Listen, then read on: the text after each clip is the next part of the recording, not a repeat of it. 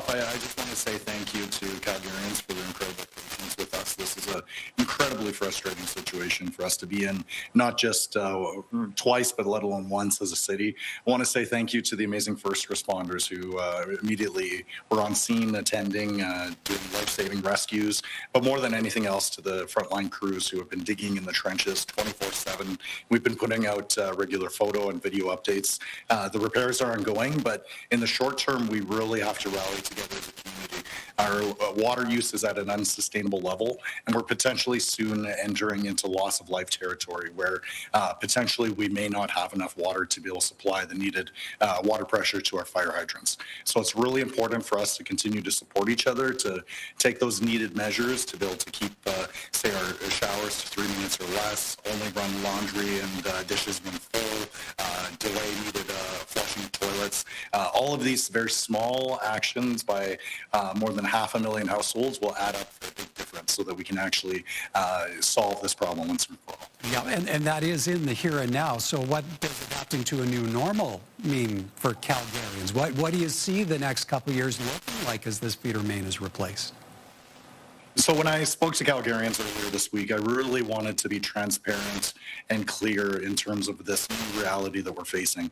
The reality is this Bearspaw feeder main, about 6,000 meters worth, it is rotting from the inside. It cannot be redeemed. It cannot be fixed. And this new reality is that this could break again next week, could break against next month, could break against next year. It is a ticking time bomb. And until we completely replace that pipe, which we will do faster than anything we've ever done before. Until then, though, we need to be prepared for more regular, more proactive shutdowns. This is a pipe that is sick. It is terminally ill. It cannot be fixed for good, which means that we're going to have to change how we operate it. Potentially less water flowing through the pipe, certainly more proactive shutdowns in the spring and fall. So this is our new reality where we really need to value water as the life-enabling resource that it is. This is not forever. However, we do need to make sure that we're supporting our first responders, our front line, so that when our fire department is responding to emergencies, that they have the water that they need to be able to save those lives. Now, Council has received a final report from an independent panel of experts on what went wrong during the 2024 failure and how government oversight could change. What needs to be the key takeaways from that report? So I want to say thank you to the incredible panel experts, Siegfried Kiefer and others. Collectively, the people contributing to this report represent over a century of experience running pipeline companies, public water utilities. They are the experts in terms of not just accountability, but also fleshing out that plan, that path forward for us. So our council is unanimous. We are committed to actioning those recommendations. We are doing the short-term immediate fix. We're doing the medium-term replacement pipe. But in the long term, we need to make sure that we're better governing and holding accountable our city administration, that we're better setting up our systems for success. So again, it's going to require us all working together, but I know, speaking on behalf of my council colleagues, we are committed to getting this done. On that last point, how do you respond to those who feel this is a problem overlooked for years, one that should have been dealt with but wasn't? What is to come of that point of accountability? For sure, and where that's been identified in the report, we're going to action that. We're going to better design the systems. We're going to better design the jobs, as well as have not going to presuppose council direction on that, but I think we're moving to a direction of wholly owned subsidiary, similar to how we see EPCOR in Edmonton or ENMAX in Calgary, so that this can't be happening again. I know that there's some people are asking, well, who is to blame? If you want to blame anybody, you can blame me. I am the mayor of Calgary. I may have been here for only the last 100 days, but I'm personally responsible. I am personally accountable for getting this done. We are going to move faster than we ever have to do anything else before to get this done so that Calgarians can have safe and clean drinking water. But in the immediate sense, I really need to be crystal clear with Calgarians. We're in a crisis situation. During the winter, we only have so much water to work with because our Glenmore Reservoir is filled up during other times of the year. So think of this like a blinking battery alert on your smartphone. The battery water is being drawn out, and once it gets to zero, we don't have any left until the spring and fall when it replenishes. So there's an urgent life-saving need for Calgarians to continue to step up to do our part to support our neighbors and our first responders. And as you know, the Premier has called the situation unacceptable. There have been suggestions of stronger provincial oversight of municipal water infrastructure. Where are your discussions at with the Smith government? Well, I agree with the Premier. This is unacceptable. This is a critical public good. It's a life-enabling resources that Calgarians that need to know that they can rely on. So really pleased with my initial conversations with the Premier. She was engaged within minutes of the feeder main breaking again earlier in last week. It feels like it's been months now, but last week, immediately after the break, she was engaged, offering assistance as well as constant contact with her ministers, Minister Ellis, Williams. And I think she has a good point. If further resources are going to be asked for from the provincial government, that should come with greater oversight and accountability. So I very much welcome that, and I think having greater assurance that this won't happen again would go a long way just to rebuild trust overall. How worried, Mayor Farkas, are you about the overall impact this ongoing situation could have on perceptions of Calgary and its appeal as a destination for new businesses and industries? Well, I think if anything else, Calgarians has shown that 2013 flood, other setbacks, we've always come back stronger than ever. And that's why I'm really grateful to the Calgarians who have already rallied to be able to reduce water consumption. And our message is really out to those folks who may have been traveling or not otherwise plugged in during the holidays. It is so critical right now for us to step up together as a community, not just to support each other as neighbors, but to support specifically our first responders. We need to make sure that when those firefighters respond to emergencies, that they can rely on the water coming out of those fire hydrants. So again, there is an end in sight, but it's going to require myself as mayor as well as my council colleagues to be crystal clear and transparent with Calgarians about the path forward. There is an end in sight, but in the short term, we really got to continue to rally and support each other. All right, we'll have to leave it there. Appreciate your time as always, Mayor Farkas. Thank you, sir. I'll just say again a giant thank you to Calgarians for your patience through this really frustrating situation. And a final call as well just to support our local businesses who have been really impacted, particularly in Bowness and Montgomery. These businesses are still open for business and they need our support now more than ever. All right, that is the Mayor of Calgary, Jeromy Farkas.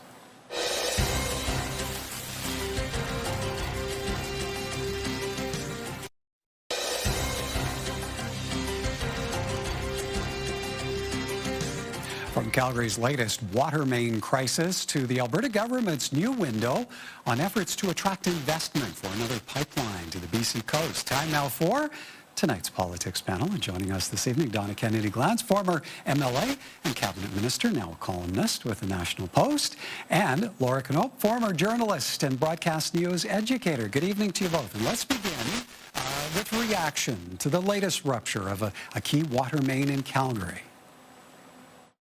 It's a wake-up call for the city government to do a better job from now on. The line ruptured December 30th for a second time in less than 2 years, forcing a new round of water restrictions on Calgarians. And as we heard earlier from the mayor, it may not be the end of it, with more interruptions expected until the Bearspaw line is replaced. Don, I'll start with you. A week into this latest water main crisis, how do you see the mayor's message of having to adapt to a new normal until that replacement line is completed, landing with Calgarians? Oh, it's tough. I mean, I joke we're lightly showered down here in Calgary, but it is very difficult. It's not summer. We don't have gardens and lawns that need to be watered. The restraints are real, and I think the future is the real issue. If this main line is broken and needs to be fixed, I think that's a very big job that's going to take it's going to have future disruption. What I'm most encouraged by and what he's saying is the governance model needs to change. And if it's a wholly owned subsidiary like other utilities, fabulous. And I hope we really, really go to work on that, because that's going to be just as hard work as getting that line reestablished physically. Laura, with the final report coming out from the independent panel of experts on the 2024 rupture, to what degree do you see Calgary taxpayers demanding accountability? What should be expected to come of that report?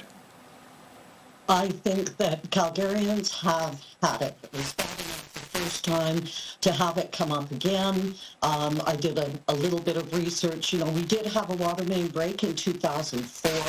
It was the same type of pipe. It was equally as catastrophic. At that time, they started talking about monitoring the pipes and maybe starting getting pipes going. And it didn't happen. And, you know, the report has already said there was a lack of governance, there was a lack of testing. And I also just did a little bit of math. And since 2004, our residential tax rate, according to the city of Calgary, has gone up 171%. And yet we don't have the most basic of human needs supplied to us, and that is water. People are angry. Well, Donna, what is to be made of the Premier weighing in on the situation, and maybe even the suggestion of stronger provincial oversight into municipal water infrastructure?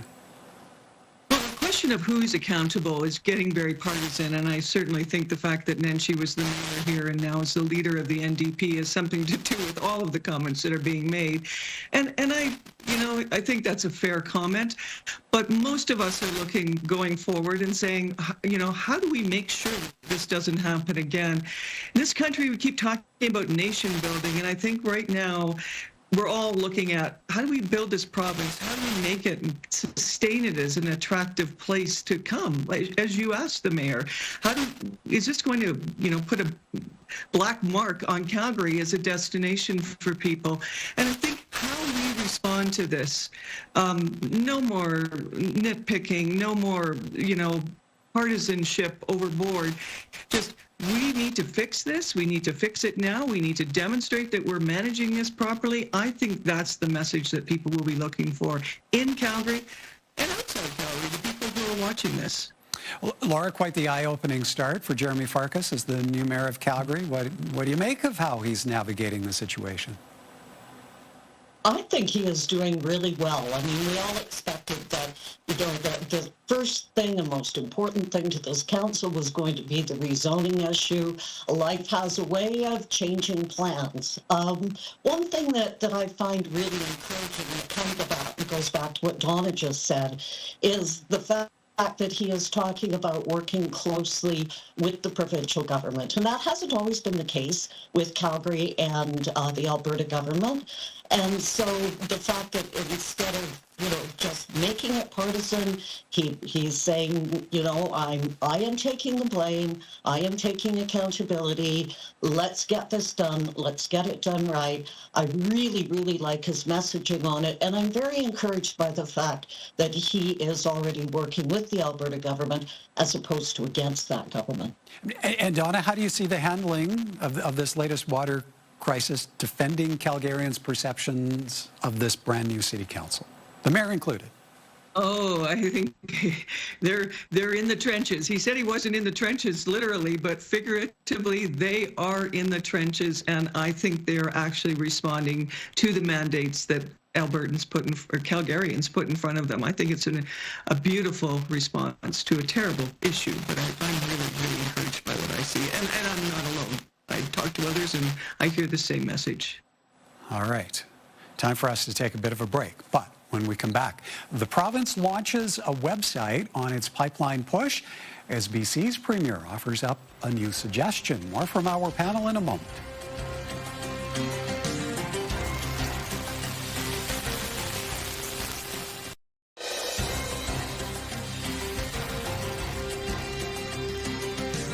Welcome back. With the situation in Venezuela reigniting Alberta pipeline discussions, BC's Premier is again weighing in to that discussion. We're going to do public investment into our resources here in Canada. I think it might be time to pivot that discussion to a refinery. We still buy oil products from the United States. I don't understand why. While David Eby is maintaining his opposition to a new West Coast pipeline, both Danielle Smith and the Prime Minister have said the situation in Venezuela shows the importance of diversifying Canada's oil market. Now, the Alberta government has also launched a website focusing on the proposed pipeline and updating the status of efforts. The government hopes the website will also help attract an investor. Laura, maybe as a starting point, the timing of the situation involving the Trump administration and Venezuela, how do you see that playing into Alberta's drive for a new pipeline? How much of an opportunity is this for the Smith government? I think it's a great opportunity. We were all I think we were all shocked at what happened in Venezuela over the weekend. And for many of us, the immediate question was, what is this going to do in terms of our oil supply and being able to export the oil? Because Venezuela has essentially the same kind of bitumen that we have up here in Canada. The fact that Danielle Smith launched that website a couple of days after, I'm sure it was in the works, but she is hitting a point where people are a little bit frightened in Canada, a little bit uncertain in Canada. There has been a big shift of public opinion that says, yeah, maybe we do need to actually build pipelines. Maybe we need to start thinking about this. So I think that the timing of that website is spot on. Donna, we heard the clip there of David Eby, BC's premier, attempting to pivot the discussion to a refinery. How likely is that to change the narrative around Alberta's pipeline push? I have to wonder who is advising David Eby. We have been talking about refineries for decades in this country.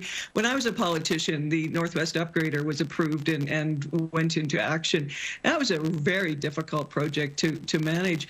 We don't have refineries, and we do not build greenfield refineries in Canada. They're just too expensive. You have to build them to where the population is. I've had many conversations with people who are experts in this field. It is a difficult thing to do. I think the better question is, why aren't Canadian producers investing in U.S.-based refineries that already exist? I think this is just something that Eby is throwing on the table as a distraction, and I am really getting tired of distractions. We cannot do nation building if we keep taking the conversation somewhere that it's already been. Enough. Laura, you brought up that new Alberta government website. What do you make of that as a window that opens into the efforts of what the province is doing, what that whole process looks like in getting a pipeline going?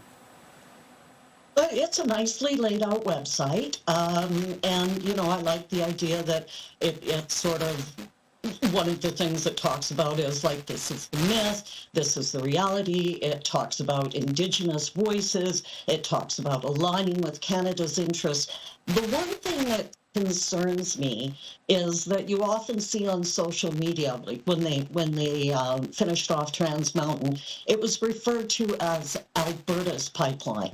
And as Don is talking about nation building, I would really like to see the conversation shift away from identifying it as Alberta's pipeline. This is Canada's pipeline. This is for the good of the whole nation. I don't know if that website will accomplish that, because it is just so Alberta trademarked. Donna, how far do you see that website going to that goal of attracting private sector proponents? Oh, I think any private sector proponent who's in play has got far deeper knowledge than that. I think the website is geared to the public so that we actually understand what's going on. I mean, we've seen so many nation-building projects be tabled, and we don't know what's going on with them. This is an effort to say, here's the progress that's being made, this is what's possible, diffuse the rhetoric and the social media stuff that's out there. It's just, some of it's insane, and try to get ahead of it. But I think this is a public project, public-facing project. It's not for the investors. Laura, who do you see taking the time to take a look? I agree with Donna. The investors they've been talking about it for a very long time. So if you can get the public to look at it, but again, public outside of Alberta, because we've got the buy-in in this province. The problem is other places. Where is the buy-in from the rest of Canada? And again, we have to get over this idea. We are a very, very diverse nation, but at some point we have to come together as a nation, because we know that things are not going well here. Our GDP has dropped. We've had a lot of problems in the last 10 years. We've lost a lot of investment. So let's stop talking about it as a provincial project and start talking about it as a Canadian project. And Donna, to bring this back full circle, what are you watching for now from developments in Venezuela and the trickle-down impact on Alberta's oil patch and even the political dynamic here at home? Oh, I've been in those places before in these times. It's a really difficult time. I'm looking to see what happens with the opposition leadership, if it actually holds. I think, what's its role in this? The person who is in charge, Rodriguez, will she be accepted? Will she continue to work with the Trump administration? I don't know the answer to that. What will the military do? What will the other countries do that surround Venezuela? And I'm watching Chevron very closely. I mean, they're primed and ready to go here. And you've also got Guyana next door, which is huge investment by American companies and huge oil reserves potential. So there are a lot of moving parts. There's a lot to watch, and it's really interesting times. It's a very interesting new year. And Donna, should that be worrisome for Alberta? No. I don't think worrisome. I mean, this is the reality. That oil has been there for a very long time. We've been aware that Guyana has incredible oil fields that they've just discovered that, actually Maduro wanted to stop. So, yes, we are in a competitive space, but we've been in that competitive space before. It just lends support to the idea that we are a country that has to look after our own, and us playing around at the margins, renegotiating, re-talking about things like refineries that a road we've already been down. We just don't have time for that. I think that's what message is for a lot of people. It just underscores the need for decision-making and decisiveness right now. And Laura, your last quick thoughts on what you're watching for, where the politics of all of this is involved. The politics are going to be really interesting. I'm actually at the moment kind of watching the stock market more. There was a big drop in oil stocks over yesterday. Hopefully it'll come back. I think that to me is going to be the real bellwether for what happens, and that will affect the politics, because when it comes down to people and their money, they get involved. Indeed. All right, we'll have to leave it there. Great to see you both. Thank you for this. Thank you.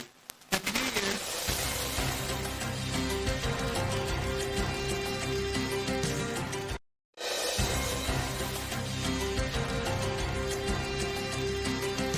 Now, here are a few responses to a recent story posted by CTV News about the Alberta Prosperity Project being given the green light to start collecting signatures on a petition for a referendum question on Alberta separation. BB thinks Alberta separation would give the region far more power and control over our infrastructure growth and self-sufficiency. Joanna says, I will not be signing that. The whole thing is ridiculous. Access rights. Voting for separation gives power to Alberta just as it has given power to Quebec in their quest for separation. I hope that new power given to Alberta can reverse decades of unfair equalization payments. And P says Brexit was sold as a prosperity project too.